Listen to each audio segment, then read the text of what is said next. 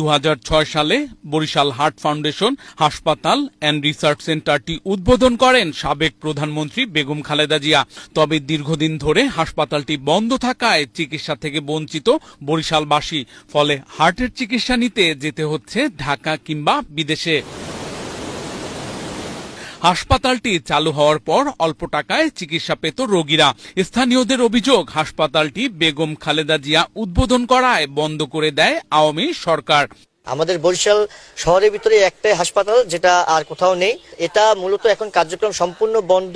আমরা চিন্তা করছিলাম যে হার্ট ফাউন্ডেশন আমাদের সুন্দর একটা জায়গায় অবস্থিত, আমরা সেবা পাবো, সমস্ত সেবার থেকে আজ আমরা বঞ্চিত।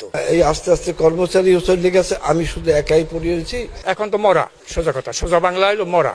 দাবি হলো যেন এইটা অতি শীঘ্রই চালু হয় এবং এই গরিব রোগীরা বিভিন্ন গ্রাম থেকে গঞ্জের থেকে আসে, তারা যেন সুচিকিৎসা পায়।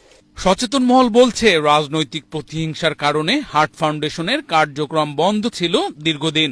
অবিলম্বে চালুর দাবি তাদের। স্থবিরতা দূর করার জন্য অবিলম্বে এতে প্রয়োজন ওষুধপত্র, চিকিৎসা সেবাদানকারী যারা ডাক্তার সেবিকা, এদেরকে নিয়োগ আর উন্নয়নের জন্য যে সমস্ত পদক্ষেপ নেয় এগুলো নেওয়া প্রয়োজন রয়েছে। দেশনেত্রী বেগম খালেদা জিয়া তিনি চেয়েছিলেন যে বরিশাল হার্ট ফাউন্ডেশনের মাধ্যমে বরিশাল বিভাগের লোকজন যেন এখানে চিকিৎসা পায়। পুনরায় বরিশাল হার্ট ফাউন্ডেশন হাসপাতাল অ্যান্ড রিসার্চ সেন্টারটি চালু করতে পদক্ষেপ নেবে সরকার, এমনটাই দাবি দক্ষিণ অঞ্চলের মানুষের। Walid Siddiqui, Asian television.